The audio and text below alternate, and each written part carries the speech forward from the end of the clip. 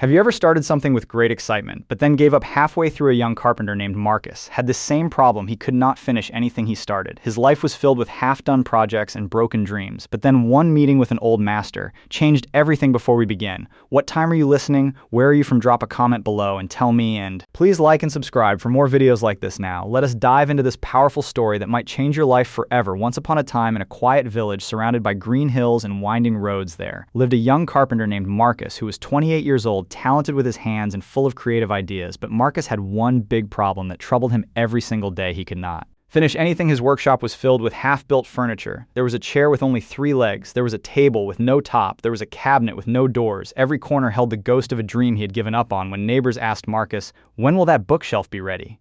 he would smile nervously and say, "Soon, I just need to work on something else first." But soon never came. The promises piled up like the unfinished furniture, and his reputation began to suffer in the village. His father was a respected carpenter who had taught Marcus everything he knew. He would visit the workshop and sigh deeply. "My son," he would say, shaking his head, "a carpenter is not measured by how many projects he starts, but by how many he finishes." Marcus would nod and promise to do better. Then he would start another project. He told himself, "This time will be different. This chair will be the one I complete." His heart would fill with hope and determination, but the pattern always repeated itself. But within days, a new idea would appear, a better design, a more exciting challenge, and the half-finished chair would join the others, gathering dust in the corner. The cycle continued month after month, and Marcus felt trapped in his own pattern. Marcus felt ashamed, but he could not stop the pattern. It was like an addiction. He could not control the shame, grew heavier with each abandoned project. Every night he lay in bed, surrounded by the weight of incomplete things. The guilt pressed on his chest like a heavy stone. He whispered to the darkness, "Why can I not finish what I start? What is wrong with me?" The questions echoed in his mind, but no answers came. He felt broken and alone. The darkness seemed to mock his failures. One spring morning, Marcus received the opportunity of his life. The mayor's daughter was getting married, and she wanted a special wedding gift for her husband, a hand-carved wooden chest, beautiful and unique. This was the kind of project that could change everything. She came to Marcus' workshop. She saw his talent and the half-finished pieces. She said, "I know you can create something magnificent. I will pay you well. I need it in 3 months." Her eyes sparkled with hope and trust, and Marcus felt a surge of energy. Marcus' heart jumped with joy. This was his chance. This would be the project that proved he could finish. He accepted immediately. His mind already raced with beautiful designs. This time would be different. He promised himself. For the first 2 weeks he worked with passion. The chest began to take shape. The wood was perfect. The carvings were beautiful. Everyone who saw it said, "Marcus, this will be your masterpiece." Pride swelled in his chest, and he believed he would actually complete something. But then he saw a beautiful design for a wooden jewelry box in a book. Just a small project, he told himself. "I will finish it quickly." Then returned to the chest. The familiar voice of temptation whispered in his ear, "Just this one small thing." It said, "You have plenty of time." The small project became a medium project. Then another idea came, then another. His focus scattered in a dozen different directions. The wedding chests had abandoned in the corner. Days turned into weeks, and 3 months passed like water through his fingers. The wedding day arrived. The chest sat in the corner of his workshop, still unfinished. No lid, no lock, half of the carvings incomplete. It stood there like a monument to his failure. Marcus stood at his workshop door, listening to the wedding bells ring in the distance. The mayor's daughter had hired another carpenter. Marcus had lost the job, lost the money, lost his reputation, but worse than all of that, he had lost respect for himself. The pain of this failure cut deeper than any before. It was not just about money or reputation. He sat on the floor of his workshop surrounded by dozens of unfinished pieces, and for the first time in his life, he cried, not because he had failed once, but because he had failed the same way over and over for years. The tears came from a deep place inside where all his broken promises lived. He looked at his hands, skilled hands that created beautiful beginnings but never beautiful endings. He whispered,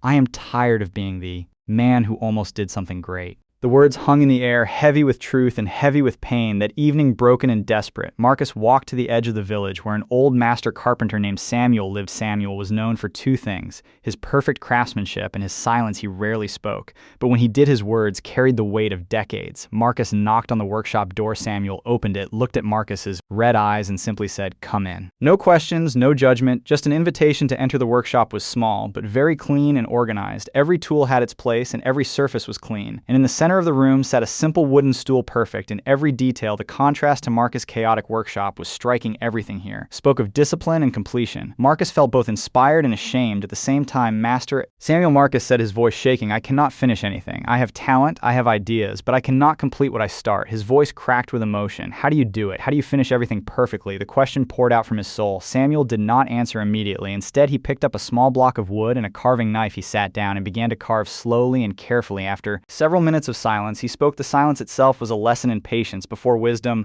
"Marcus, do you see this wood?" Marcus nodded, his eyes fixed on the old master's hands. Inside this wood is a spoon, but right now the spoon is trapped. Invisible Samuel's voice was calm and steady. "My job is to remove everything that is not the spoon." Each word carried deep, meaning he carved away a thin layer if I stop. Now it is just damaged wood. Worthless, the wood shaving fell to the floor. Such a simple action, but filled with meaning. He carved another layer if I stop now. It is still nothing, just more damaged wood. Another shaving fell, he continued, stroke by stroke, patiently. But if I keep going, if I remove one layer, then another, never stopping until the spoon emerges, then I have created something complete, something useful, something valuable. The spoon was beginning to take shape now, and Marcus watched in fascination. Samuel looked directly at Marcus. Every project has a wilderness period. The beginning is exciting. New ideas, new possibilities. The end is satisfying. Completion, pride results. But the middle is where dreams go to die. He held up the half-carved wood. The middle is hard, boring, frustrating. You doubt yourself. New ideas seem more exciting. That is when most people quit. But here is the secret. Marcus Samuel. Pause, letting the words sink in. Finishing is not about motivation. Motivation fades. Finishing is about commitment to the process. Even when it is no longer exciting, these words struck Marcus like lightning. This was the truth he had been searching for. Motivation was not the answer. Samuel placed the half-carved wood in Marcus' hands for the next 30 days. "I want you to do something different. Choose one project. Just one, the smallest, simplest project in your workshop. And I want you to make a promise. You will touch that project every single day, even if only for 10 minutes until it is complete. Even if you do not feel like it, even if it is boring, even if a better idea comes." He leaned closer. "Finish one thing." Marcus, just one, because the man who can finish one thing can finish anything. The words settled into Marcus' heart like seeds that would soon grow into something beautiful. Marcus felt hope stirring inside him. For the first time in years, this simple instruction felt like a lifeline thrown to a drowning man. Marcus returned home that night, holding the half-carved wood like a sacred object. He looked around his workshop at the chaos of unfinished projects and made a decision. He chose the simplest piece. A small wooden stool started months ago, needing only a few hours of work to complete this one. He said aloud, "I will finish this one." His voice was firm with determination. The journey of 1,000 miles begins with a single step. This stool would be his first step. He placed it in the center of his workshop like a sacred altar to commitment. The next morning, before his mind could create excuses, he worked on the stool for 10 minutes. Just 10 minutes. It was not exciting. It was not glamorous, but it did. The timer rang after 10 minutes, and he stepped back. A small victory, but a victory nonetheless. Day 2, 10 minutes. Day 3, Daz. Mute the routine was simple. But simple does not mean easy each day. Required a choice to keep the promise, a choice to show up even when motivation was absent, a choice to honor his word to himself. On day 5, a new idea came, a brilliant design for a mirror frame. His hands itched to start it. The temptation was so strong it felt physical. But he remembered Samuel's words. He touched the stool instead. The temptation was strong, but his commitment was stronger. Some days he worked for 10 minutes. Some days, once he started, he worked for an hour because the momentum carried him. But he never skipped a day, rain or shine, tired or energetic, motivated or unmotivated. He showed up. Consistency was becoming his new identity. On day 12, something shifted. The stool was nearly finished. He could see the end, and for the first time in years, he felt something he had forgotten. Pride. Not pride in starting, pride in continuing, pride in keeping his word to himself. This feeling was different from the initial excitement of starting. On day 18, he sanded the final surface. On day 21, he applied the last coat of finish. On day 23, the stool was complete. Marcus placed it in the center of his workshop and sat on it. It held his weight perfectly. It was simple, but it was finished, whole, complete. He ran his hands over the smooth surface. Every inch of it told a story of commitment. He felt something break inside him, not in a painful way, but like a dam release and pressure tears came. But this time, they were different tears of joy, tears of victory, tears of transformation. For the first time in his life, he understood he was not broken. He just needed to learn how to finish the weight he had carried for years, lifted from his shoulders. He was free from the shame of incomplete completion, free to become the person he was meant to be. He chose a second project, then a third, each time the same rule: touch it every day until complete. No jumping to new ideas, no giving up halfway. The process was working with each completed project. His confidence grew. The man who could not finish anything was becoming the man who could finish everything. Weeks became months. Marcus' workshop changed completely. The half-finished graveyard disappeared, replaced by completed furniture, each piece a proof of commitment. Neighbors began to notice. Marcus, what happened to you? They asked with wonder in their voices. His reputation was being rebuilt, one finished project at a time. 6 months later, the mayor's daughter returned. She had heard about Marcus' change. "Can you still make me that wedding chest?" she asked, for our anniversary. Her eyes held hope, but also uncertainty. Would Marcus be different this time? Could he really finish what he started? Marcus smiled. "Yes, and this time I will finish it." His voice was steady and confident. He knew he could do it. He had proven it to himself dozens of times already, and he did. The chest was magnificent, better than anything he had ever created, because it was not just built with skill, but with commitment.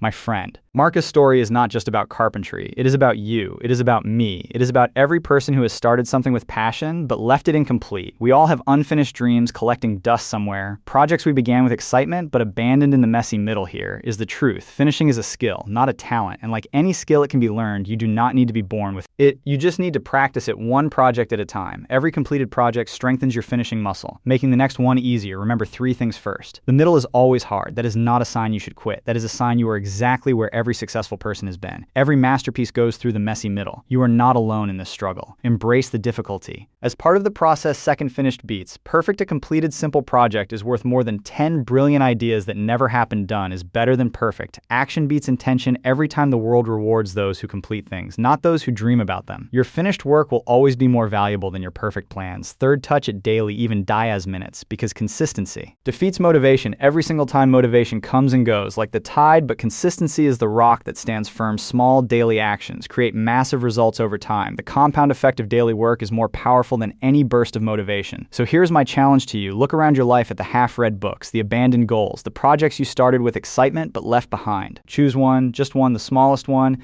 and make a promise for the next 30 days you will touch that project every single day, even if only for 10 minutes until it is complete. Set a timer if you need to mark it on your calendar. Tell someone about your commitment. Make it real, make it public, make it unavoidable, because accountability turns intention into action and action turns dreams into reality. Because the moment you finish one thing, you prove to yourself that you can finish, and that changes everything. That proof becomes the foundation for all future success. You are not a person who cannot finish. You are a person who has not learned how to finish yet. But today that changes. Today is the day you become a finisher. Today is the day you take back your power. Today is the day you prove to yourself what you are truly capable of. The next 30 days will transform you if you commit to this simple practice, 10 minutes a day, one project until completion. If this story gave you the push you needed to finally complete something, give this video a like and share it with someone who has dreams collecting dust. Drop a comment telling me what is the one project you are going to finish in the next 30 days. Let us hold each other accountable. I will be back with another story to keep you growing. Until then, remember, stop starting new things, start finishing.